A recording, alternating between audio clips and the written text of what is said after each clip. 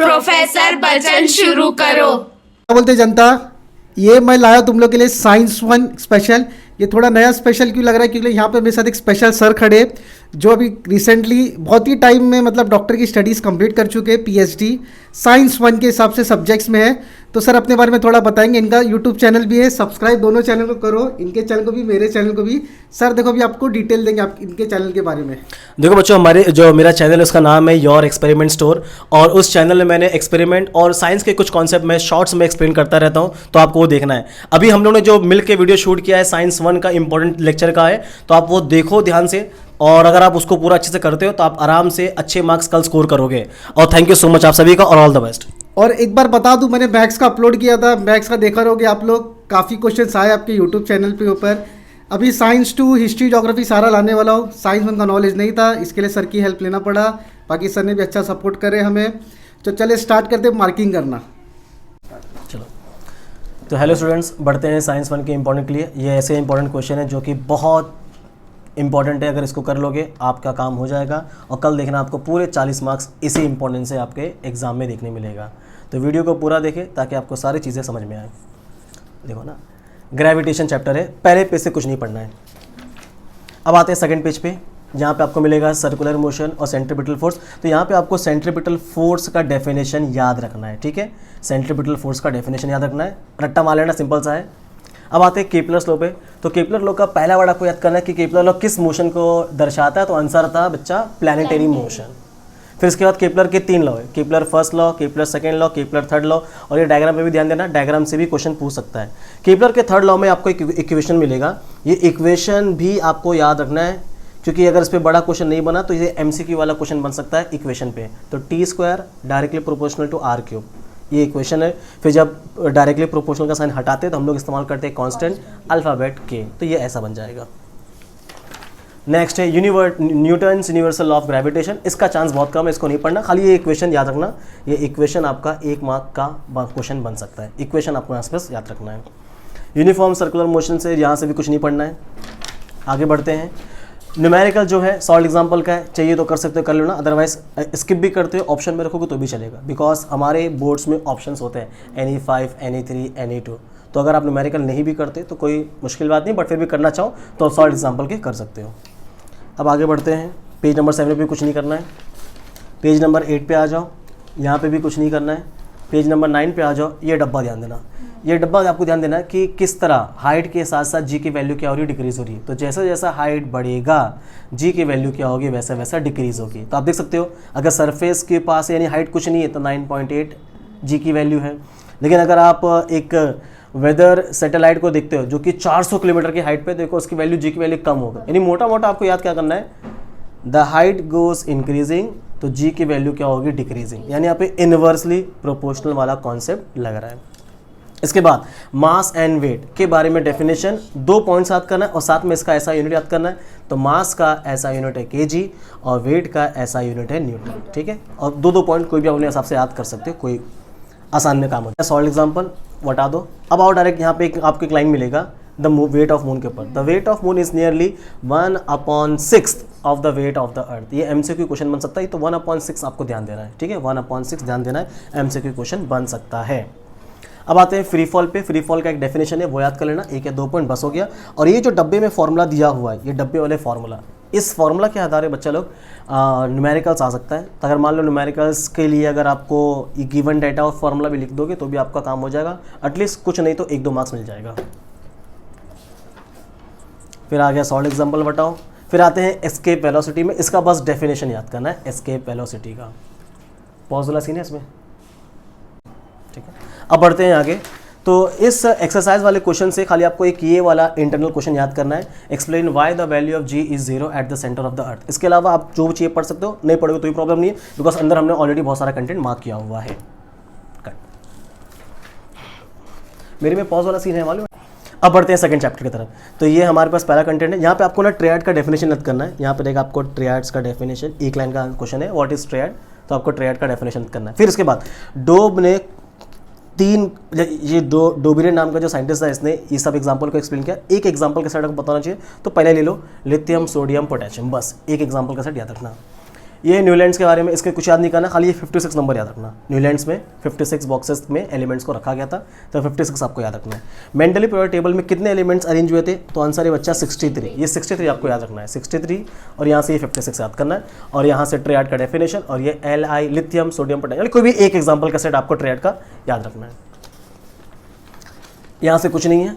अब आते हैं बड़ा क्वेश्चन जो कल फंसने के ज़्यादा चांसेस है बच्चा, वो है मेरिट्स और दूसरा है डीमेरिट्स।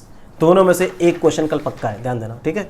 अच्छा, मेरिट्स के अंदर फर्दर चीज़ें भी है जो आपको पता होना चाहिए, जैसे ये एका बोरॉन, एका एल्यूमिनियम, एका सिलिकॉन, जिसका बाद में नामकरण हुआ, चेंज हुआ, तो एका बोरॉन बन गया स्कैंडम, एका एल्यूमिनियम बन गया गैलियम और एका सिलिकॉन बन गया जर्मेनियम।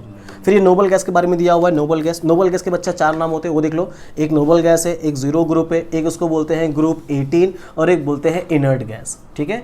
ये चारों नाम ध्यान देना, चारों नाम किसके लिए हैं, नोबल गैस के लिए या ग्रुप 18 के लिए बोल सकते हैं, ठीक है। फिर इसके बाद मॉडर्न पीरियोडिक लॉ में वो कौन सा साइंटिस्ट था जिसने डेमो करके बताया, तो आंसर है हेनरी मोज़ले। एक्सपेरिमेंट का नाम क्या है, एक्सरे ट्यूब और हेनरी मोज़ले आपको ध्यान देना है। प्रॉपर्टीज क्या था, उसका डेफिनेशन क्या बना मॉडर्न पीरियोडिक लॉ का, फिर properties of elements are a periodic function of their atomic number, यानी वो टाइम था जिससे कंफर्म हुआ कि एटॉमिक नंबर से ही हमारा क्या बनेगा, मॉडर्न पीरियोडिक टेबल। उससे पहले एटॉमिक मास था, बाकी साइंटिस्ट लोग ने बताया था, लेकिन फाइनली डिक्लेयर हो गया एटॉमिक नंबर से। और आज के तारीख में जो हम लोग मॉडर्न पीरियोडिक टेबल पढ़ते हैं वो एटॉमिक नंबर के बेसिस से पढ़ते हैं, ठीक है। फिर ये इसके अंदर कुछ और बातें आपको ध्यान देना, जैसे डी ब्लॉक का नाम क्या है, ट्रांजिशन एलिमेंट, ठीक है। एस ब्लॉक होता है ग्रुप 1 और 2, फिर पी ब्लॉक होता है ग्रुप 13 से लेके 18, 4 ब्लॉक्स के अंदर होते हैं, 1 से लेके 7 पीरियड्स होते हैं जो बोलते हैं हॉरिजॉन्टल रो, और जो ग्रुप्स हमारे पास है बच्चा 18 है, जिसके अंदर है टोटल 18, मतलब 18 वर्टिकल कॉलम्स, इसको हम लोग क्या बोलेंगे, ग्रुप्स बोलेंगे। तो ये बेसिक बात है, आप लोग को पता होना चाहिए, ठीक है। अब जो यहाँ पे आता है डायरेक्ट टेबल पे आपको क्या क्या पढ़ना है पता होना चाहिए, वो ध्यान देना। सबसे पहले चलो कम से कम आपको 1 से लेके 20 एलिमेंट के बारे में पता होना चाहिए, उसका एटॉमिक नंबर, सिंबल, ठीक है, एटॉमिक नंबर, नेम और सिंबल पता होना चाहिए 1 से 20 तक। ये 4 ब्लॉक से SPDF, लेकिन हम लोग को 10th के सिलेबस के हिसाब से सिर्फ S ब्लॉक के बारे में और P ब्लॉक के बारे में थोड़ा पढ़ना है। S ब्लॉक में आपको मिलेगा ग्रुप नंबर 1, ग्रुप नंबर 2, पता होना चाहिए S ब्लॉक में कौन कौन से एलिमेंट है, hydrogen, lithium, beryllium, sodium, magnesium, potassium, calcium, ठीक है। ये हो गया हमारे S ब्लॉक के एलिमेंट। अच्छा, S ब्लॉक में ग्रुप नंबर है 1 और 2, तो ग्रुप 1 को बोलते हैं, क्या बोलते हैं, ग्रुप 1 का एक और नाम है, क्या नाम है, आपने PY को तक सॉल्व नहीं किया क्या यार, एक सॉल्व करना चाहिए ना PY। तो ग्रुप 1 का नाम है अल्कली मेटल, ग्रुप 1 का अपना एक नाम है, इसका नाम क्या है, अल्कली मेटल। ग्रुप 2 का नाम है अल्कलाइन अर्थ मेटल, ध्यान देना, ये एक मार्क वाली क्वेश्चन है, alkaline earth metal. D block का नाम क्या है, ट्रांजिशन एलिमेंट, ठीक है। एफ ब्लॉक का नाम क्या है, inner transition element. So alkali metal group 1, alkaline earth metal group 2। फिर उसके बाद पी ब्लॉक में ग्रुप 18 का नाम अभी जैसे बताया मैंने, बहुत सारा नाम बताया ना, noble gas, zero group, inert gas, वो ग्रुप 18 का नाम है। और ग्रुप 17 का नाम क्या है, हैलोजन ग्रुप। ग्रुप 17 का नाम बच्चा हैलोजन ग्रुप है। हर ग्रुप के बारे में 2 एलिमेंट पता होना। जिसका क्वेश्चन पूछा अल्कली मेटल, अल्कली ग्रुप के 2 एलिमेंट का नाम बताओ, तो आपका आंसर आएगा lithium, sodium. Alkaline earth metal के बारे में बताना, बेरिलियम, मैग्नीशियम। हैलोजन के बारे में बताना, फ्लोरीन, क्लोरीन। 18 ग्रुप बनाना, हेलियम, नियोन। तो 2 एलिमेंट पता होना चाहिए, तो लिथियम, सोडियम, हाइड्रोजन छोड़ देना, एक्सेप्शन में आता है, तो lithium, sodium, beryllium, magnesium, fluorine, chlorine, hydrogen, neon, ठीक है। 2 एलिमेंट पता होना जरूरी है। अब इसके ऊपर एक और फेमस क्वेश्चन है ये शेल वाला, कि कौन से ग्रुप में है, जिसको बोलते हैं इलेक्ट्रॉनिक कॉन्फ़िगरेशन, कौन से पीरियड में क्या एटम का नाम है। एक एग्जांपल देता हूँ, उस एग्जांपल से हम लोग समझते हैं। जैसे मान लो एक एटम, उसने इलेक्ट्रॉनिक कॉन्फ़िगरेशन रखा 283, एक एटम है, इसका इलेक्ट्रॉनिक कॉन्फ़िगरेशन है 283। अब आपको बताना है इसका एटॉमिक नंबर क्या है, ठीक है, ये कौन से ग्रुप का है और ये कौन से पीरियड का है, ठीक है। सबसे पहला हम लोग आते हैं एटॉमिक नंबर निकालते कैसे, तो उसके लिए क्या करना है, बस ऐड करना है। ऐड कर कितना आंसर है, 2, 8, 3, 13। 13 पे कौन सा एलिमेंट आता है, ये याद होना चाहिए, दैट इज एल्यूमिनियम, सिंबल है AM। तो ये हो गया 1 मार्क्स। ग्रुप आइटम का नाम क्या मिला, 13, सबको ऐड कर दो, और नाम क्या है उसका, एल्यूमिनियम, सिंबल है AL। तो एटॉमिक नंबर हमने निकाल दिया। एटॉमिक नंबर के साथ नेम भी बता दोगे तो और अच्छा रहेगा, ठीक है।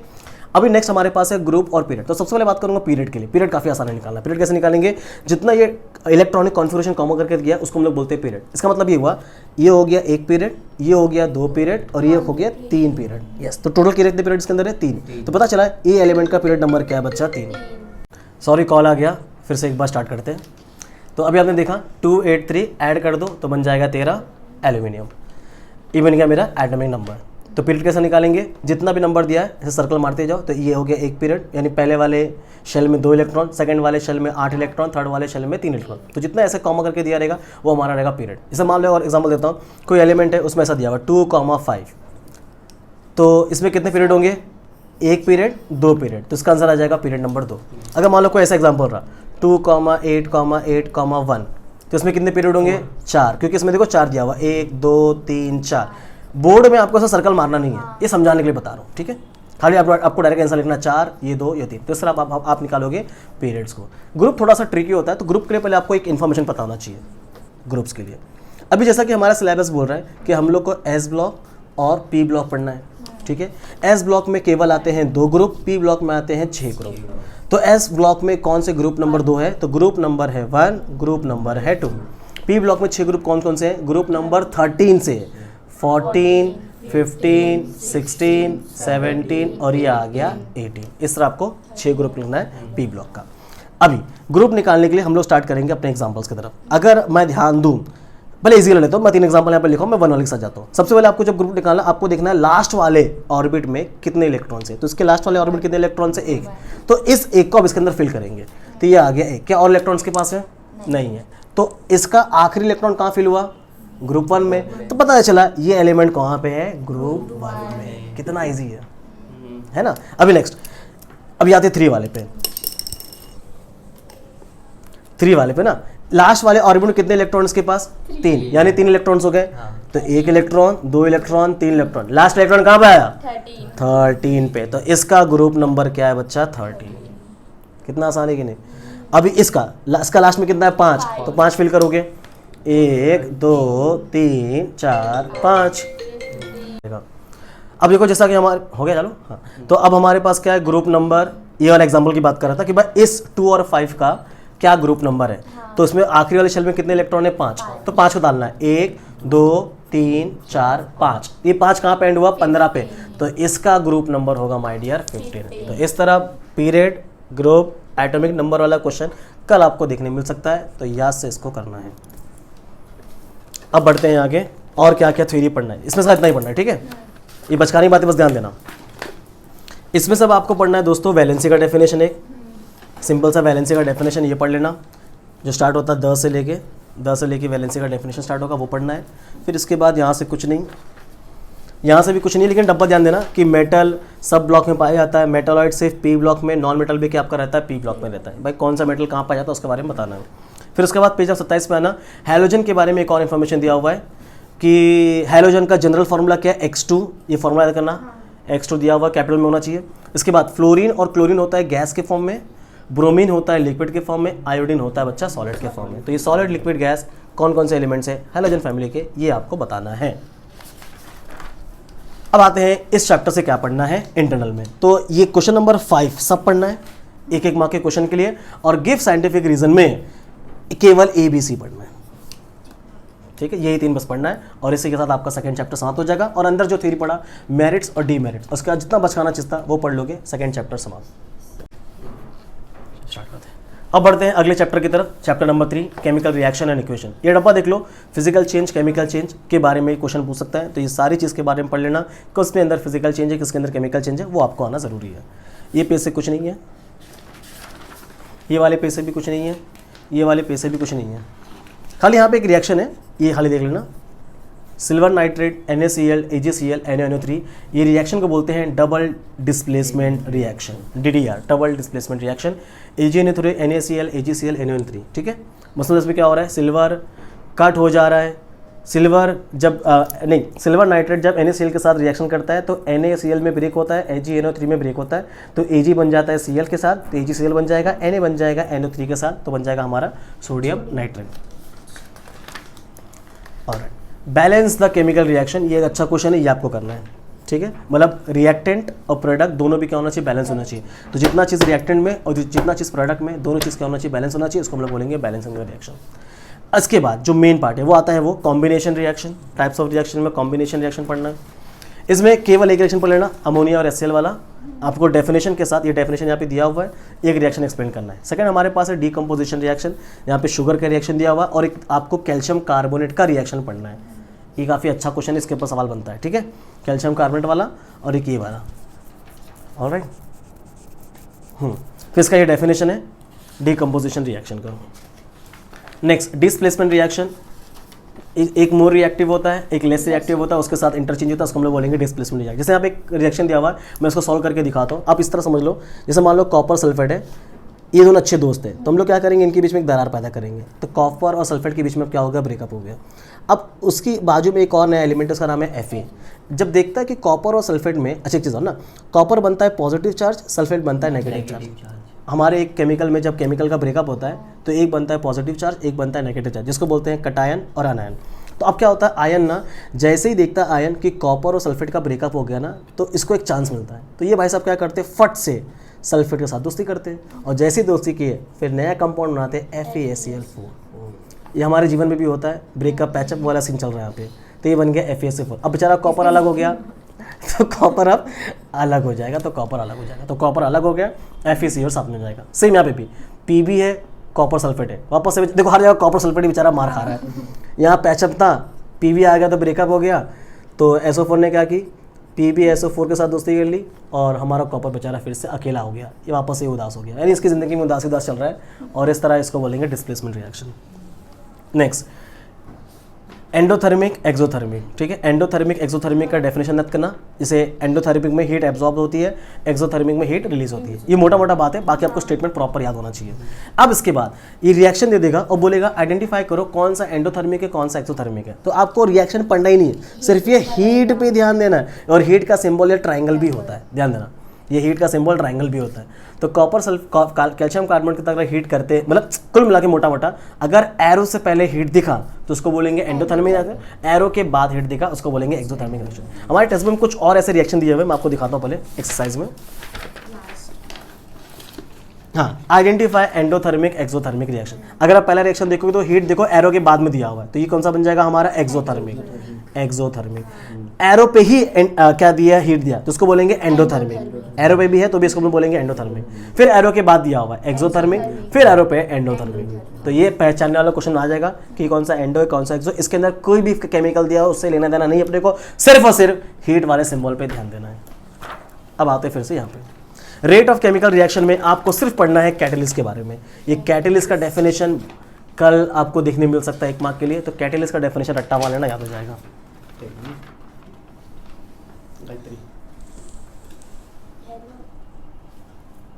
कैटलिस्ट का डेफिनेशन याद कर लेना, ठीक है। ऑक्सीडेशन रिडक्शन में एक एक एग्जांपल, और ऑक्सीडेशन क्या होता है, रिडक्शन क्या होता है, इसका एग्जाम्पल डेफिनेशन, दैट्स इट, ठीक है। अब इसके बाद आपको पढ़ना है, फिर एक लाइन ये भी रखना, ऑक्सीडेशन का मतलब होता है लूजिंग 1 और मोर इलेक्ट्रॉन ऑक्सीडेशन। तो जहाँ पे इलेक्ट्रॉन गेन होगा उसको हम लोग क्या बोलेंगे, रिडक्शन। तो यहाँ पे देखो रिडक्शन वाला आपका बन जाएगा ये वाला पार्ट। ओके, नेक्स्ट हमारे पास है रिडॉक्स रिएक्शन। रिडक्शन और ऑक्सीडेशन अगर एक साथ काम करता है कोई केमिकल रिएक्शन में, उसको हम लोग बोलते हैं रिडॉक्स रिएक्शन। रिडॉक्स रिएक्शन में रेड का मतलब है रिडक्शन और एक्स का मतलब है ऑक्सीडेशन, और ये एक केमिकल रिएक्शन आपको आना चाहिए, ठीक है। अब आते हैं कोरोजन पे। कोरोजन में आपको बस ये रस्ट का फॉर्मूला याद करना है, Fe2O3XH2। यहाँ पे x का मतलब आपका x नहीं, यहाँ पे x का मतलब है n नंबर ऑफ पानी का मॉलिक्यूल्स, ठीक है, ध्यान देना। फिर उसके बाद इसके अंदर आपको नेक्स्ट पढ़ना है कोरोजन। कोरोजन का मतलब क्या होता है, जंग लगना। तो ये है due to various component, atmosphere, oxidation वगैरह वगैरह जो भी है, ये कोरोजन का डेफिनेशन है, सिंपल सा। फिर रैंसिडिटी, ये डेफिनेशन पढ़ लेना कि हमारा फूड रैंसिड कब बन जाता है, तो हम लोग लेफ्ट ओवर ऑयल को छोड़ देते हैं, उसको बोलते हैं रैंसिडिटी, ठीक है, ये पढ़ना है। यहाँ से ऑब्जेक्टिव वगैरह कर लेना, बोलने की बात नहीं, आपको करना है गिव साइंटिफिक रीजन में बी और सी वाला करके जाना, बस, और कुछ नहीं करना है इसमें से। बाकी ये सब प्रैक्टिस वाला पार्ट है, इसको कर लेना, ठीक। इफेक्ट्स ऑफ इलेक्ट्रिक करंट, पहले पेज में कुछ नहीं है, खाली फोटो देख के मुस्कुरा लो एक बार, लेकिन कुछ नहीं है। सेकंड पेज पे आते हैं। सेकंड पेज पे एक फार्मूला मिलेगा ओम्स लॉ का, V = IR, बस एक बार ये पढ़ लेना। Heating effect of electric current का एक डेफिनेशन मिलेगा छोटा सा, एक पढ़ लेना, ठीक है, पेज नंबर 48 के नीचे। अब आ जाओ 49 पे, इस पे आपको एक एग्जांपल मिलेगा। For example, a coil made up of alloy nichrome. Nichrome मतलब 2 एलिमेंट से बना हुआ, कौन कौन से, Ni का मतलब है निकल, और क्रोम का मतलब है आपका क्रोम ब्राउजर नहीं, जहाँ पे आपकी ब्राउजर हिस्ट्री चेक की जाएगी। यहाँ पे क्रोम का मतलब है क्रोमियम, तो निक्रोम, निकल और क्रोमियम से बना हुआ है निक्रोम। तो ये कहाँ पे यूज हो रहा है? इलेक्ट्रिक हीटर कुकर में। ये एमसीक्यू सवाल बन सकता है। अलॉय निक्रोम किसके अंदर यूज करते हैं, या इलेक्ट्रिक हीटर कुकर में कौन सा अलॉय यूज करते हैं? तो आंसर है निक्रोम। इसके अलावा टंगस्टन वायर, ठीक है, वो इस्तेमाल करते बच्चा इलेक्ट्रिक बल्ब में, जिसका बॉइलिंग पॉइंट बहुत ज़्यादा, मतलब जल्दी बॉयल या मेल्ट नहीं होता, तो काफ़ी ज़्यादा रहता है इसका टंगस्टन वायर का। यहाँ पे आपको एक टॉपिक मिलेगा शॉर्ट सर्किट का, तो ये यहाँ से पैराग्राफ पढ़ लेना, यहाँ से आपको मिलेगा शॉर्ट सर्किट। ये क्वेश्चन काफ़ी फेमस है, इसके ऊपर सवाल बनेगा। खाली आपको मोटा मोटा ध्यान क्या देना है, लाइव, न्यूट्रल और अर्थ वायर, ये तीनों वर्ड का इस्तेमाल करके शॉर्ट सर्किट का अच्छा सा कंटेंट यहाँ पे बन जाएगा। इसको पढ़ लेना, 3-4 पॉइंट या 5 पॉइंट निकाल लोगे बस हो गया। अब आते हैं नेक्स्ट पेज पे। सॉल्व एग्जाम्पल है, चाहिए तो कर लो, ये तो बताओ। 51 यहाँ पे कुछ नहीं है, 52 पे कुछ नहीं है। अब आओ डायरेक्ट 53 पे, right hand thumb rule. Photo दे देगा, डेफिनेशन लिख के दिखाओ, या डायरेक्ट टॉपिक दे देगा, डेफिनेशन लिख के लाओ, राइट हैंड थंब रूल। तो ये अच्छे से कर लेना। ये फोटो दिखा के क्वेश्चन पूछ सकता है, भाई ये फोटो कौन से प्रिंसिपल पे वर्क करता है? तो आंसर है राइट हैंड थंब रूल पे वर्क करता है, ये ध्यान देना।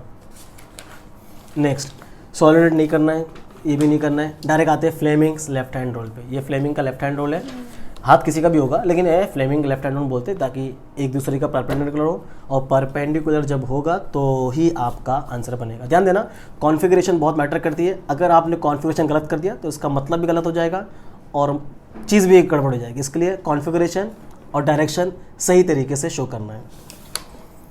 अब नेक्स्ट हमारे पास है इंपॉर्टेंट क्वेश्चन बच्चा, इलेक्ट्रिक क्वेश्चन। इलेक्ट्रिक क्वेश्चन बोल रहा है, इलेक्ट्रिक मोटर। ध्यान देना, इसका डेफिनेशन और इसका यूजेस पहले वाले पैराग्राफ में दिया हुआ है, जहाँ पे इलेक्ट्रिकल एनर्जी बनती है मैकेनिकल एनर्जी, और इसका यूजेस कहाँ का यूज़ हो रहा है, फैंस में, रेफ्रिजरेटर में। और आमतौर पर आपने दिखा रहेगा जो पानी का मोटर होता है, हमारे घर में पानी नहीं आता, हम लोग पानी का मोटर का बहुत इस्तेमाल करते हैं, यही पानी का मोटर भी इस्तेमाल होता है हमारे डेली लाइफ में। ओके, फिर इसके बाद इलेक्ट्रिक मोटर में बच्चा ये डायग्राम ध्यान देना, ये डायग्राम पहचानने के लिए पूछ सकता है ये डायग्राम क्या है, तो बताना आपको इस डायग्राम को बोलते हैं इलेक्ट्रिक मोटर। इस इलेक्ट्रिक मोटर को देखने के बाद आपको ये पूछा जाएगा ये इलेक्ट्रिक मोटर कौन से प्रिंसिपल पे वर्क करता है।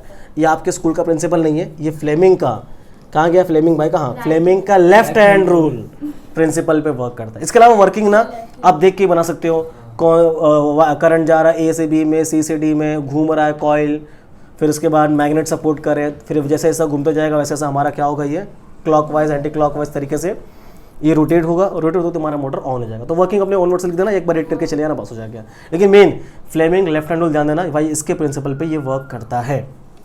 तो ये हो गया आपका इलेक्ट्रिक मोटर, और 5 मार्क का कल इंपॉर्टेंट क्वेश्चन इसके ऊपर आपको देखने मिल सकता है। इसके बाद गैल्वेनोमीटर, बस फोटो देखना है, फोटो पहचानने के लिए बोलेगा, फोटो ये नाम ब्लैंक कर देगा, बोलेगा कौन सा फोटो, तो आंसर आएगा गैल्वेनोमीटर, कुछ नहीं याद करना है इसके अंदर। फ्लेमिंग का राइट हैंड रूल लगभग वो भी सेम ही है, कुछ वर्ड्स का डिफरेंट है, तो ध्यान देना, फ्लेमिंग का राइट हैंड रूल पढ़ लेना। AC DC alternate current, direct current, दोनों का आपको 3-3 पॉइंट याद करना है, ठीक है। डिस्टिंग्विश बिटवीन में क्वेश्चन बन सकता है AC DC क्या होता है, और साथ ही साथ भारत में AC की फ्रीक्वेंसी कितनी है, तो आंसर है बच्चा 50 हर्ट्ज। ये 50 ध्यान देना, यानी 50 साइकिल्स पर सेकंड इसका चलता है। इलेक्ट्रिक जनरेटर का बच्चा बस डेफिनेशन याद करना है, ठीक है। इलेक्ट्रिक जनरेटर डेफिनेशन, इसके अलावा कुछ याद नहीं करना है, ठीक है। इसके अलावा कोई बड़ा क्वेश्चन नहीं आएगा, डेफिनेशन बस याद करना है। खाली फोटो ध्यान देना, इलेक्ट्रिक जनरेटर में 2 क्या होते हैं, स्प्लिट रिंग्स होती हैं, और जबकि इसके अंदर देखो 1 रिंग होती है। तो ये फर्क है जिससे आपको मालूम पड़ जाएगा ये इलेक्ट्रिक मोटर है और ये आपका इलेक्ट्रिक जनरेटर है। अब आते हैं यहाँ से बुक से, तो यहाँ से आपको पढ़ना है क्वेश्चन नंबर B और question number C। Give scientific reason आपको B और C पढ़ना है बस, ठीक है। बाकी जो टेक्स्ट बुक हमने मार्क किया उतना पढ़ के समाप्त करना है। आते हैं हीट चैप्टर पे। हीट चैप्टर में यहाँ पे कुछ डेफिनेशन है, जैसे specific, latent, heat of fusion और वेपराइजेशन। एक डेफिनेशन मार देना, याद कर लेना फटाक से। रिजिलेशन, ये फोटो और ये डेफिनेशन आपको यहाँ मिलेगा द फेनोमेना में, तो ये आपको याद कर लेना है। एनामोलस बिहेवियर ऑफ वाटर, ये जो 0 से लेके 4 डिग्री है, पानी के अंदर एक यूनिक प्रॉपर्टी मिलती है, इसको हम लोग क्या बोले, एनामोलस बिहेवियर ऑफ वाटर। इस कॉन्सेप्ट के लिए हम लोग योगदान देते हैं होप्स अपैरेटस को, तो ये अपैरेटस भी आपको ध्यान देना है। इसके अंदर एक मिक्सचर है, फ्रीजिंग मिक्सचर, ये बनता कैसे है, तो इसका आंसर यहाँ पे आइस प्लस सॉल्ट, तो आइस और सॉल्ट का मिक्स जो बना हुआ उसको बोलेंगे फ्रीजिंग मिक्सचर, और ये इसका ग्राफ है। यानी इस 2 पेज में कोई एक क्वेश्चन कल आपको पक्का मिलेगा, रेगुलेशंस पे, ये वाले ग्राफ पे, ये वाले फोटो पे, या एनामोलस बिहेवियर ऑफ वाटर पे, तो ये वाले पेज पे कल एक क्वेश्चन आ रहा है। अब यहाँ पे आते हैं, यहाँ पे कुछ नहीं है। यूनिट ऑफ हीट में आ जाओ, तो हीट में आपको पढ़ना है ऐसा यूनिट, मतलब हीट का यूनिट है SI की तरफ से जूल है, और CGS की तरफ से बच्चा कैलोरी, एक लाइन याद रखना है। फिर आते हैं स्पेसिफिक हीट कैपेसिटी में। ये डब्बा ध्यान देना एक्सपेरिमेंट वाला, कौन सा ज़्यादा हीट एब्जॉर्ब किया, कौन सा कम हीट एब्जॉर्ब किया, तो ये डब्बा वाला क्वेश्चन आपको ध्यान देना है। प्लस इसका ये डेफिनेशन बच्चा लोग, अमाउंट ऑफ हीट जो भी लिया हुआ डेफिनेशन आपको पढ़ना है, और साथ में इसका यूनिट। तो इसका देखो, इसको डिनोट करते हैं हम लोग सिंबल सी से। यूनिट है जूल पर केजी डिग्री सेल्सियस और है कैलोरी पर ग्राम डिग्री सेल्सियस सीजीएस के हिसाब से। तो ये दोनों चीज़ याद करना। अगर आप न्यूमेरिकल करना चाहो तो न्यूमेरिकल इस फॉर्मूला से, ओके, तो ये वाले फॉर्मूला आपको याद रखना है, एम सी डेल्टा टी। इसके ऊपर आपको न्यूमेरिकल देखने मिल जाएगा। अगर मान लो न्यूमेरिकल सॉल्व करने नहीं भी आए बच्चे लोग, फॉर्मूला लिख दोगे, क्वेश्चन पढ़ने के बाद समझ में आ जाएगा ये फॉर्मूला यूज़ करना है, तो कम से कम आपको फॉर्मूला का ही मार्क्स मिलेगा, क्योंकि न्यूमेरिकल के स्टेप के मार्क्स होते हैं। तो फॉर्मूला गिवन डेटा लिख दिए, उसका ही मार्क्स मिल जाएगा। ठीक है, तो फॉर्मूला याद करना। हीट एक्सचेंज में ये एक लाइन याद कर लेना, बस इतना आप लोग को यहाँ से पढ़ना है। और ये है सॉल्ट एग्जांपल का पहला क्वेश्चन। ये क्वेश्चन याद कर, देखो ये फॉर्मूला वाला एम सी डेल्टा, ये आंकड़ा चेंज हो जाएगा चलो। ठीक है, तो किस तरह सॉल्व करना है, तो यहाँ पे दिया हुआ एक डेमो एग्जांपल, तो आप इसको देख के कर लेना, आंकड़ा चेंज हो जाएगा, बाकी देखो फॉर्मूला ही लगेगा, इसलिए ध्यान देना इसके ऊपर। अब आते हैं यहाँ के क्वेश्चन से। तो यहाँ से बच्चे लोग ये पैराग्राफ वाला पार्ट का याद करना, क्वेश्चन नंबर 8, बस और कुछ नहीं। बाकी सब चीज़ें हमने जो टेक्स्ट बुक के अंदर का मार्क किया वही आपको पढ़ना है। तो ये रहा चैप्टर नंबर 5। अब आते हैं रिफ्रैक्शन ऑफ लाइट की तरफ। ये डेफिनेशन बच्चा याद रखना पहला पेज का, है ना। Refraction of light, light changes वाला जो लिया हुआ है, डेफिनेशन याद करते जाओ। नेक्स्ट पेज, ये वाला डायग्राम माय डियर इंपॉर्टेंट है। मतलब इसमें बोल सकता है ये आई का मतलब क्या है, जिसको बोलते हैं इंसिडेंट रे, आर का मतलब है रिफ्रैक्टेड रे, ई का मतलब है इमर्जेंट रे। ये देखो स्पेलिंग इमर्जेंट की स्पेलिंग गलती नहीं करना।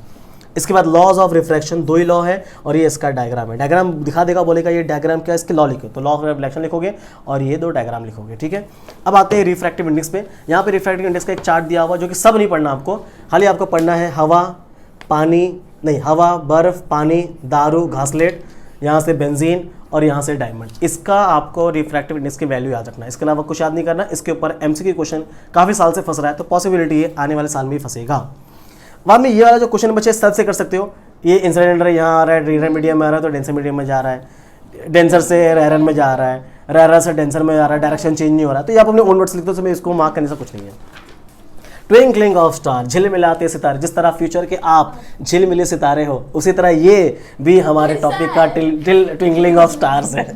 ठीक है, तो ट्विंकलिंग ऑफ स्टार्स के बारे में आपको पूरा कंटेंट दिया हुआ। चलो यहाँ पे लास्ट में दिया हुआ है कि किस तरह तारा चमकता है, तो इसको एक बार पढ़ लेना। इसके अंदर रिफ्रैक्शन, रिफ्रैक्टिव इंडेक्स, ये सारी चीज़ें यहाँ पे लगती है, तब जाके हमारा ट्विंकलिंग ऑफ स्टार होता है। तो ज़्यादा नहीं, अपने हिसाब से 5-6 पॉइंट्स निकाल के पढ़ लेना है। अभी मैं नेक्स्ट, चिल्ला नहीं सकती, वरना चिल्ला भी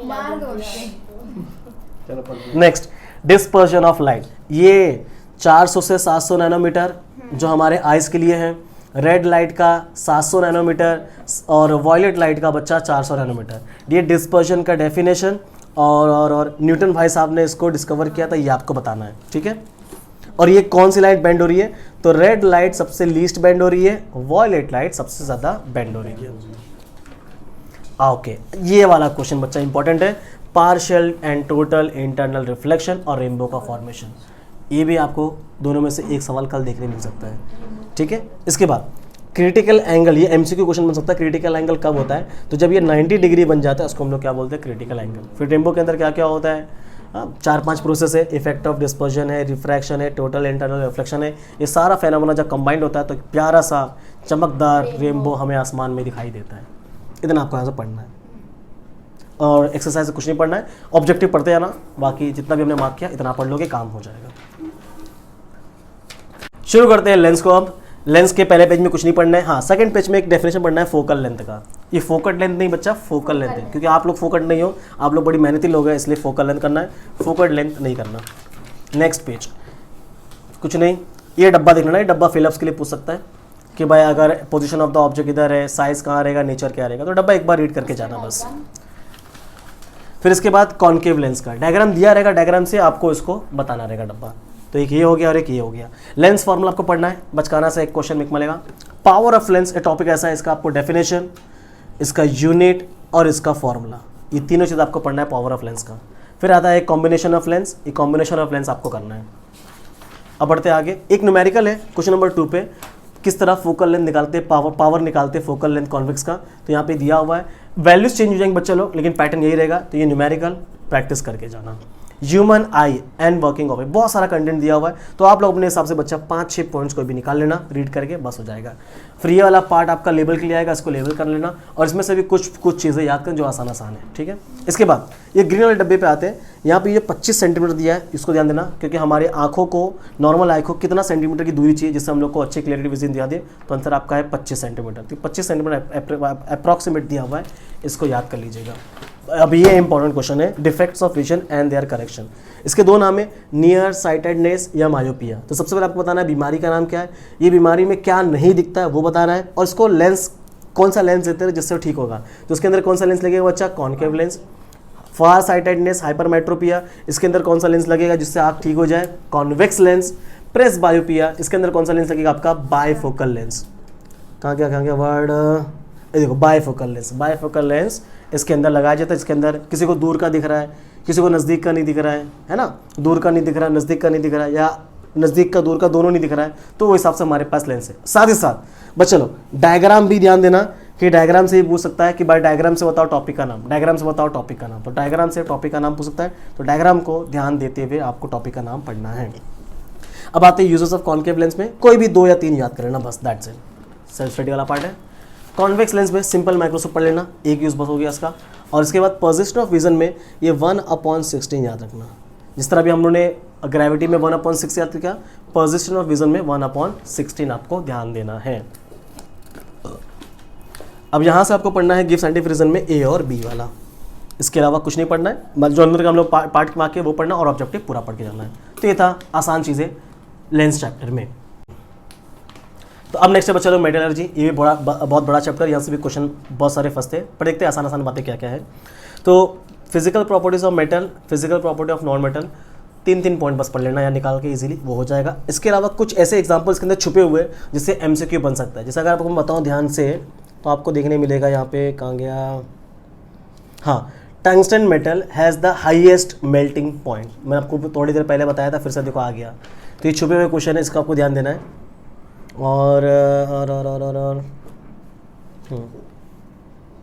लो मेल्टिंग इधर है। हाँ, non metals are bad conductor of electricity and heat. Graphite ये भी इलेक्ट्रोफोकार्बन है, लेकिन ये गुड कंडक्टर ऑफ इलेक्ट्रिसिटी है। तो ये एग्जाम्पल के अंदर के डिटेल वाले पॉइंट देख लेना यार, इसके ऊपर सवाल बन सकता है, 1-2 बार और रीड कर लेना आप लोग। डायमंड, हीरा, हीरे के बारे की तो बात ही अलग है यार, तो ये भी बहुत बड़ा एक्सेप्शन है। तो क्या बोल रहा है, ये बैड कंडक्टर ऑफ इलेक्ट्रिसिटी है लेकिन गुड कंडक्टर ऑफ हीट है। तो ये हीट के बारे में, डायमंड के बारे में इतना याद रखना है। रिएक्शन ऑफ मेटल में पहला रिएक्शन याद कर लेना, यहाँ पे सोडियम का दिया हुआ है, और साथ साथ ये बोला यहाँ पे सोडियम को हम लोग केरोसिन में रखते हैं। तो सोडियम को केरोसिन में क्यों रखते हैं, क्या लगता है बच्चों, इसको सोडियम को केरोसिन में क्यों रखते हैं? चलो ठीक है, सोडियम हाईली रिएक्टिव मेटल है, और अगर एटमॉस्फेयर या एयर में अगर इसको हम लोग एक्सपोजर करें तो तुरंत ये आग पकड़ लेता है, और अगर आग पकड़ लिया तो इससे जान और माल दोनों का नुकसान है। तो जान और माल दोनों का नुकसान ना हो, और आप जैसे कि भारत के फ्यूचर स्टार्स हो, सेफ्टी बनी रहे आप लोगों की, तो हम लोग क्या करते हैं, सोडियम से एक्सीडेंट ना हो इसके लिए हम लोग उसको केरोसिन में स्टोर करके रखते हैं। तो ये सवाल बन सकता है 1 मार्क का, 2 मार्क का, why sodium is kept under kerosene. तो आपको बोलना है सोडियम से बहुत बड़ा एक्सीडेंट होने का खतरा है, और अगर उसका एक्सपोजर एयर के साथ करें तो वो आग को क्या करेगा, कैच करेगा। तो इसके लिए हम लोग एक्सीडेंट ना हो इसके लिए हम लोग उसको सेफ्टी बना के रखते हैं। तो ये वाला लाइन आपको ध्यान देना सोडियम का। ये पेज से कुछ नहीं पढ़ना है, ये पेज से भी कुछ नहीं पढ़ना है, ये टेबल पढ़ना है, कौन सा वाला हाईली रिएक्टिव है, कौन सा वाला लेस रिएक्टिव है। यहाँ पे ये आयनिक कंपाउंड का रिएक्शन पढ़ना है, सोडियम और क्लोरीन का रिएक्शन होता है तो आयनिक कंपाउंड का फॉर्मेशन होता है। यहाँ से आयनिक कंपाउंड के बारे में 4-5 पॉइंट पढ़ लेना, आसान मिलेगा। प्रॉपर्टीज़ में आते हैं तो यहाँ पे मिलेगा आपको जनरल प्रॉपर्टीज़, तो यहाँ से भी बच्चा आपको को 3 पॉइंट पढ़ लेना है आयनिक कंपाउंड्स के बारे में। यहाँ पे एक टेबल दिया हुआ जो ऑड में नॉट का क्वेश्चन बन सकता है, मैं आप लोग से पूछता हूँ, उसका आंसर देना है इस टेबल को देखते हुए, ठीक है, ध्यान देना। तो क्विक आंसर करना है, मैं 4 कंपाउंड का नाम लूंगा, आपको बताना है इसमें से ऑड बाय नॉट कौन है, ठीक है। पानी, जिंक क्लोराइड, मैग्नीशियम क्लोराइड या sodium chloride? Sodium chloride. Sodium chloride. आपका आंसर क्या बेटा? Sodium chloride. Sodium chloride. आपका आंसर क्या है? सोडियम। तीनों गलत हो, नालायक हो। पानी पानी में देखो नॉन आयोनिक है, बाकी सब के सब आयोनिक है। खुद के ऊपर लोग कॉन्फिडेंट नहीं है, तो ये ऑड में नॉट क्वेश्चन ध्यान देना। पानी होता है नॉन आयोनिक, इसके अलावा सब के सब क्या हमारा आयोनिक है। अब आते हैं मेटलर्जी पे। गधे की वजह से ना। तो मेटलर्जी का डेफिनेशन ये पढ़ना है, मिनरल्स का डेफिनेशन यहाँ से ये मिल जाएगा, ये पढ़ लेना। यहाँ पे आपको मिलेगा ओर्स का डेफिनेशन, और यहाँ से मिल जाएगा आपको गैंग का डेफिनेशन। इसको गैंगियो, गांजा, गंगी ये सब नहीं पढ़ना है, गैंग पढ़ते, गैंग, गैंग बैंग, ठीक है। इसके बाद हमारे पास कुछ और है फोटो वाले क्वेश्चन। तो ये फोटो और टॉपिक का नाम, विल्फली टेबल मेथड, ये फोटो और टॉपिक का नाम, हाइड्रोलिक सेपरेशन मेथड, ये फोटो और ये मैग्नेटिक सेपरेशन मेथड का नाम। इसके अंदर भी कुछ कुछ छुपे हुए आपको एमसी क्वेश्चन से SnO2, FeO2 ये लाइन आप डिटेक्ट कर लेना। इसके अंदर आपको भी छुपे छुपे कुछ क्वेश्चन मिल सकते हैं। नेक्स्ट पेज पर आ जाओ। फिर फोटो और फिर नाम। यहाँ पे आपको जिंक ब्लेंड और कॉपर पायरेट का फॉर्मूला आपको देखने मिलेगा। लीचिंग में कुछ नहीं है। अब इसके बाद डायरेक्ट आ जाओ यहाँ पे एल्यूमिनियम के बारे में। Symbol Al, atomic number 13, silver white 283, valency 3। देखो अभी जिस मैंने सिखाया था एलिमेंट के बारे में 283 में भी दिया हुआ है, राइट। अब यहाँ पे देखता है क्या क्या पढ़ना है। Bauxite is the main ore of aluminium, यानी एल्यूमिनियम कहाँ से निकालते हैं हम लोग, बॉक्साइड से निकालते हैं। क्या क्या इंप्योरिटीज है, सिलिका है, फेरिक ऑक्साइड है, टाइटेनियम ऑक्साइड है। इसके सारे क्या है, इसके अंदर इंप्योरिटी है। इसको हम लोग किस तरह ठीक करते हैं, बेयर्स मेथड से या तो हॉल्स मेथड से, ठीक है। फिर इसके बाद करते हैं कैल्सिनेशन, और यहाँ पे हमारे पास पूरा मेथड दिया हुआ है। तो 2 रिएक्शन आपको यहाँ से याद करना है, फिर इसके बाद यहाँ से ये रिएक्शन आपको याद करना है, ठीक है। ये और फोटो वाला क्वेश्चन आ सकता है कि फोटो में क्या क्या दिया हुआ है। तो एक है हमारे पास एनोड, कैथोड और ये सारे मिक्सचर इसके अंदर रहता है, और यहाँ से हमारा एल्यूमिनियम एक्सट्रैक्ट होता है। फिर आपको यहाँ से कैल्सिनेशन का डेफिनेशन पढ़ना है, कार्बोनेट से लेके कैल्सिनेशन डेफिनेशन तक। इस पेज से कुछ नहीं, लेकिन हाँ इस पेज से आपको एक लास्ट लाइन में आपको एक वर्ड मिलेगा, which method use to obtain pure metals from impure metals. तो आंसर आपका है इलेक्ट्रोलिसिस। इलेक्ट्रोलिसिस वर्ड आपको याद रखना है। अब आते हैं कोरोजन ऑफ मेटल में। इसके आपको 1, 2 और 3 पॉइंट पढ़ने। प्रिवेंशन, जंग को हम किस तरह रोक सकते हैं, तो पहला और दूसरा पॉइंट पढ़ लेना। अब आते हैं आखिरी कुछ पार्ट पे। गैल्वेनाइजिंग में आपको ये जिंक याद रखना है, मेटल का नाम। देखो कैसे याद करोगे, ZING से आपको मिल जाएगा ZINC, याद होगा कि नहीं। टिनिंग से आपको वर्ड मिल जाएगा टिन, ठीक है। एनोड में नहीं पढ़ना है। फिर इसके बाद इलेक्ट्रोप्लेटिंग के 2 एग्जांपल याद करना है, silver plated spoon, gold plated ornaments. ये इलेक्ट्रोप्लेटिंग एग्जांपल है। अलॉय याद करना है, अलॉय का डेफिनेशन, जब 2 अलग अलग मेटल को मिक्स करते हैं कुछ नया बनता है, उसको हम लोग क्या बोलते हैं, अलॉय। क्योंकि देखो हमारे पास गोल्ड सिल्वर मेडल होता है ना, गोल्ड मेडल सिल्वर मेडल, जो कि पीरियोडिक टेबल में गोल्ड सिल्वर है, लेकिन ब्रोंज हमारे पीरियोडिक टेबल में नहीं है, इसको बनाया गया है। तो ये किसके से बना हुआ है, इसमें है कॉपर और टिन से इसको बनाया गया ब्रोंज।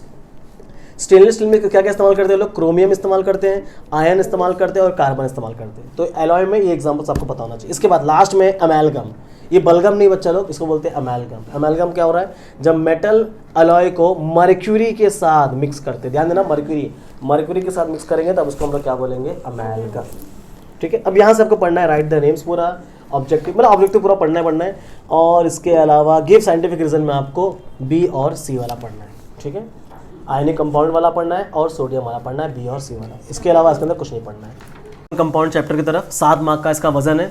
तो इसके पहले कुछ कंटेंट मैं आपको बताऊंगा कार्बन कंपाउंड में, इसके बाद स्टार्ट करेंगे, ठीक है। देखो कार्बन का सिंबल होता है C कार्बन कंपाउंड में। कार्बन का यहाँ बेस्ट फ्रेंड कौन है बच्चा, हाइड्रोजन। तो ये बन गया CH और इससे कंपाउंड क्या पहन दिया यार सर मेरा पाउच खाली होते जा रहा है। तो ये हो गया कार्बन और ये आ गया हाइड्रोजन, ठीक है। अभी इसको हम लोग CH बोल रहे हैं, लेकिन हमारे केमिस्ट्री में इसको बोलते हैं HC, इसका नाम है हाइड्रोकार्बन। यानी हाइड्रोजन और कार्बन जब मिलकर कंपाउंड का फॉर्मेशन करते हैं इसको हम लोग क्या बोलेंगे, हाइड्रोकार्बन। तो ये हाइड्रोकार्बन हो गया आपका एक डेफिनेशन 1 मार्क का। ये हाइड्रोकार्बन बाद में 3 ग्रुप में डिवाइड हुआ, जिसको बॉन्डिंग के हिसाब से 3 अलग अलग परिवार का नाम दिया। एक है सिंगल बॉन्ड, एक है डबल बॉन्ड और एक है ट्रिपल बॉन्ड। इसका नाम बाद में दिया गया सिंगल बॉन्ड को अल्केन, अल्कीन और फिर आएगा अल्काइन, ठीक है। तो अगर आप ध्यान से देखोगे अल्केन में आता है A, अल्कीन में आता है A, अल्काइन में आता है Y। इन सब की अपनी अपनी GF भी है, जिस तरह आज के ज़माने सबके पास GF BF वाला सीन है, इन सब की अपनी अपनी GF है। GF बोले तो बच्चे लोग आप शरीफ बच्चे हो, जनरल फार्मूला की बात कर रहा हूँ मैं, ठीक है। तो जनरल फार्मूला में क्या आएगा, तो इसका एक गाना था बहुत फेमस है, आपको याद होगा शायद, CnH2n+2। तो गाना ये है, कह दो ना +2 इसके बाद कह दो ना CnH2n, फिर आएगा CnH2n -2। अब एक साथ पढ़ते हैं, कह दो ना +2, कह दो ना -2। तो इस तरह आपको तीनों का जनरल फॉर्म याद करना है, 1 मार्क का क्वेश्चन बन सकता है। इसके बाद इन सब के बच्चा एक एक एग्जांपल आपको पता होना चाहिए। जैसे इसका एग्जांपल लो तो इसका एग्जांपल है ईथेन, तो इसका एग्जांपल क्या बनेगा? ईथीन। इसका एग्जांपल क्या बनेगा? इथाइन। ठीक है, अब जब एग्जांपल याद हो गया तो इनका फॉर्मूला पता होना चाहिए, इसको बोलते हैं मॉलिक्यूलर फार्मूला। ईथेन में होता है, अच्छा फॉर्मूला से पहले इनका स्ट्रक्चर बनाएंगे, स्ट्रक्चरल फार्मूला। ईथेन में कितने कार्बन होते हैं? 2, तो ये आगे 2 कार्बन। वैलेंसी कितनी होती है? 4, तो 4 वैलेंसी बना दो, 1 2 3 और ये चौथा, क्योंकि इलेक्ट्रॉन शेयर होते हैं तो 4 वैलेंसी हो गई।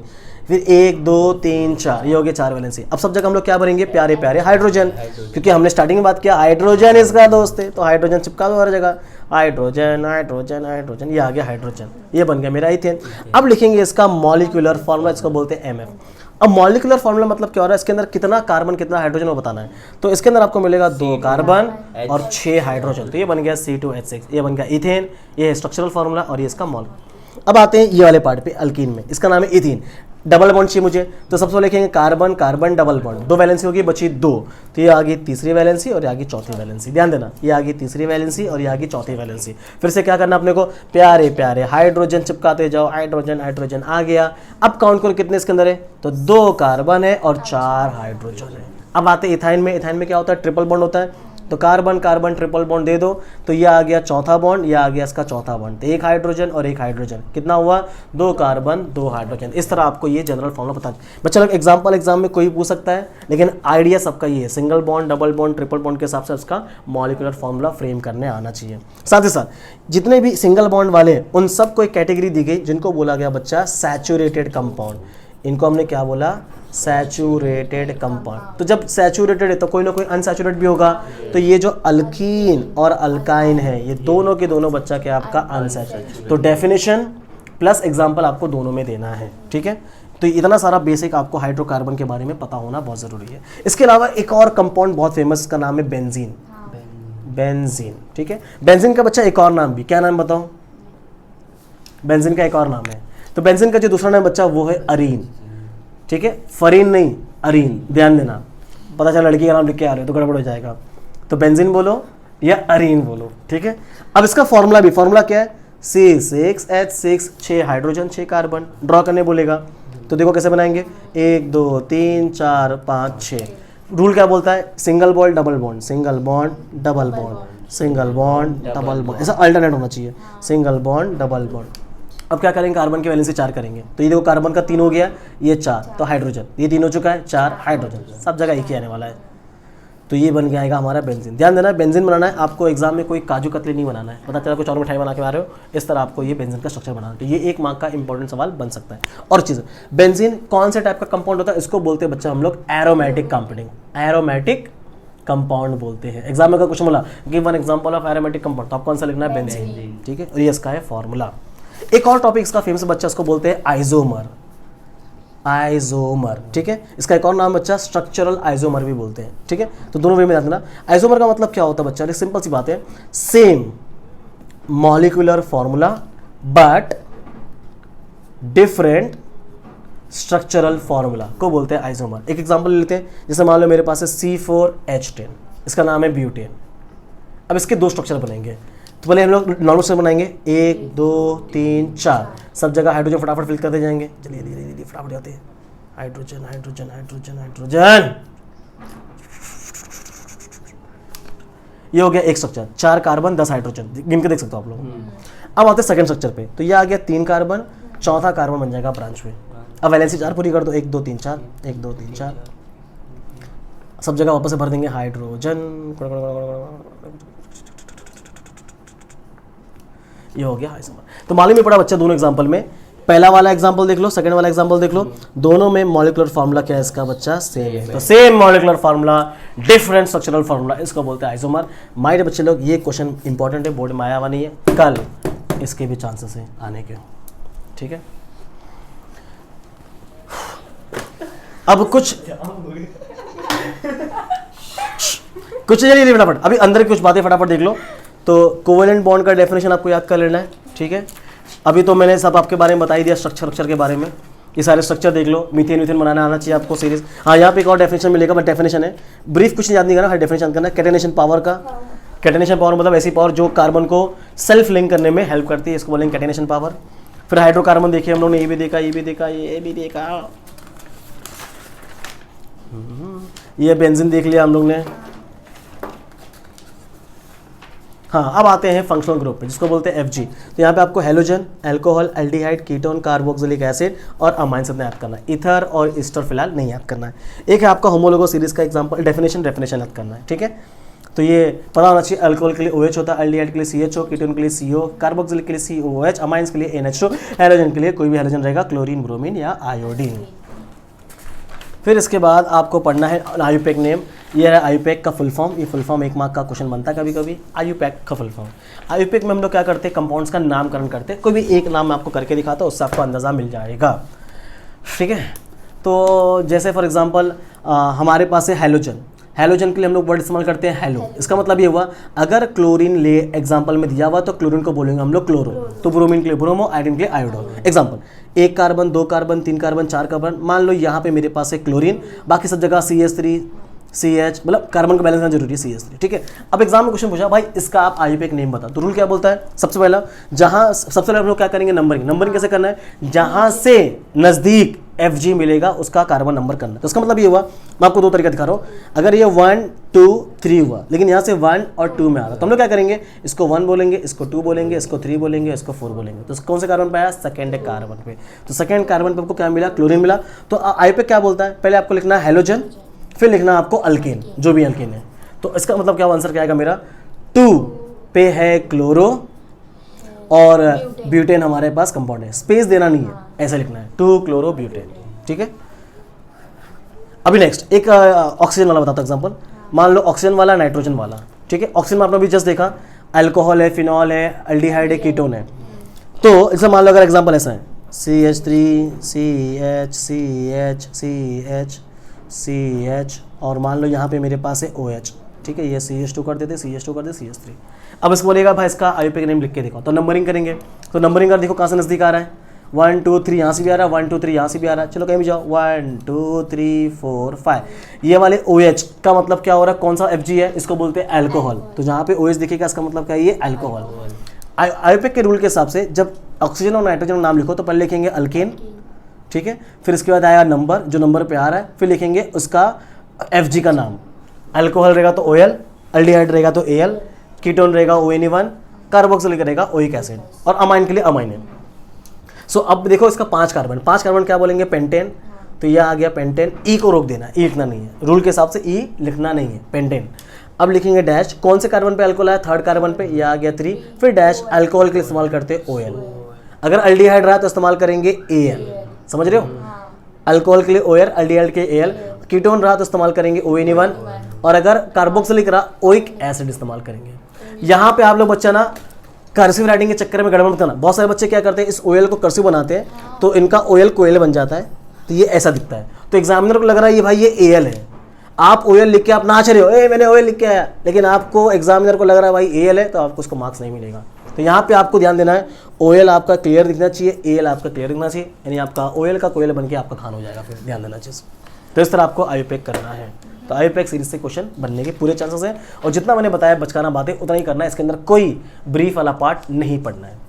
अब आते हैं यहाँ वाले पार्ट से। तो यहाँ वाले आपको ध्यान देना प्रोपेन के बारे में। प्रोपेन क्या होता है, LPG गैस होता है। LPG गैस में कौन सा गैस होता है बच्चा, प्रोपेन। हमारे घर में जो बाटला आता है, भारत गैस का, HP गैस, जो भी गैस का आ रहा है, उसमें अंदर कौन सा मेन कंपोनेंट है गैस का, तो वो प्रोपेन है। इसके अलावा भी और हाइड्रोकार्बन होते हैं, लेकिन प्रोपेन हमारा combustible, one of the main combustible component पाया जाता है। इसमें से रिएक्शन नहीं पढ़ना है, यहाँ भी कुछ नहीं, यहाँ भी कुछ नहीं, यहाँ भी कुछ नहीं, यहाँ भी कुछ नहीं। रुको वेट। यहाँ से इथेनोइक एसिड में कुछ मोशन दिया है कि इथेनोइक एसिड को हम लोग क्या बोलते हैं, एसिडिक एसिड बोलते हैं। तो ये लाइन याद रखना, इस तरह से भी क्वेश्चन बन सकते हैं। फिर ये आते हैं ये वाले पार्ट पे, ये डब्बा और ये केमिकल रिएक्शन याद रखना बस, ठीक है। ये डब्बा मतलब ये एक्सपेरिमेंट सेटअप और ये केमिकल रिएक्शन याद रखना बस। अब यहाँ से आपको पढ़ना बच्चा सिर्फ पॉलीमर के बारे में डेफिनेशन। तो ये आ गया पॉलीमर का डेफिनेशन, इतना रट्टा मार लेना। व्हाट इज पॉलीमर, इसका डेफिनेशन। यहाँ से आपको दिखना है पॉलीथीन कहाँ पे इस्तेमाल होता है वो बताना है। पॉलीस्टीरीन थर्माकोल में हो रहा है, पीवीसी हो रहा है पीवीसी पाइप्स में, और टेफलॉन इस्तेमाल हो रहा है नॉन स्टिक कुकवेयर में। ठीक है, दैट्स इट। तो इतना आप लोगों को चैप्टर पढ़ना है, इसके अलावा उसके अंदर कोई ब्रीफ नहीं पढ़ना है, सिर्फ जो अंदर के टेक्स्ट बुक की मार्किंग थी बस वो पढ़ना है। 7 मार्क्स बच्चा लोग आपके पॉकेट में है। अब आते हैं आखिरी चैप्टर पे, स्पेस मिशन। जो बच्चे लोग अगर 8 चैप्टर अगर अच्छे से करते हो तो आप 1 या 2 चैप्टर ऑप्शन में रख सकते हो। जैसे अगर आपको ये ऑप्शन में रखना है तो रख सकते हो, बट फिर भी अभी वीडियो बन रहा है तो पूरा बना देंगे हम लोग, बाकी आपके ऊपर है, आपका फैसला है आपको क्या करना है। तो पहले पेज से कुछ नहीं पढ़ना है, सेकंड पेज में नीड एंड इंपॉर्टेंस है, थोड़ा सा पढ़ लेना। ये 1 मार्क का 2 मार्क का सवाल बन सकता है। आर्टिफिशियल सैटेलाइट में जैसे ये मून वाला क्वेश्चन बन जाएगा, हमारा अर्थ का आर्टिफिशियल नेचुरल सैटेलाइट है। आर्टिफिशियल सैटेलाइट का डेफिनेशन हो गया स्पुतनिक, जो कि फर्स्ट आर्टिफिशियल सैटेलाइट है, इसके बारे में पता होना जरूरी है। टाइप्स ऑफ सैटेलाइट्स और इनके फंक्शन, बस आपको इतना याद करना है इसके अंदर, बाद में और कुछ नहीं कुछ नहीं कुछ नहीं, ये भी कुछ नहीं। ठीक है, सैटेलाइट लॉन्च व्हीकल, यहाँ से थोड़ा पढ़ के जाना बच्चे लोग। साथ में ये ध्यान देना न्यूटन्स का 3rd लॉ लगता है सैटेलाइट लॉन्च व्हीकल में। और PSLV ये हमारा एग्जाम्पल है इसरो द्वारा जो इंडिया से भेजा जाता है, पोलार सैटेलाइट लॉन्च व्हीकल, ये आपको याद रखना है। ठीक है, इसके अलावा कुछ नहीं है, इतना आप लोगों को पढ़ना है। तो ये रहा आखिरी चैप्टर से इतने सारे कंटेंट आपको पढ़ने हैं। तो गाइस आपको ऑल द बेस्ट, और खुश रहो, आगे बढ़ते रहो, मचा दो। तो देखो बच्चों लोग, जो जो मैंने आपको दिया हो ये सारा चीज अच्छे से कर लेना। डेफिनेटली कल पेपर यहीं से बनने वाला है और यहीं से पूरा क्वेश्चन आएगा। ठीक है, तो ये पूरा का पूरा कर लेना, पक्का कल आप मचा दोगे, आग लगा दोगे पेपर में। और ऑल द बेस्ट आप सभी को। और इसी के साथ चैनल को लाइक करो, शेयर करो, सब्सक्राइब करना मत भूलना, फटक दीजिए। यस दोस्तों, सब्सक्राइब कीजिए और खुश रहिए। Thank you so much. Thank you.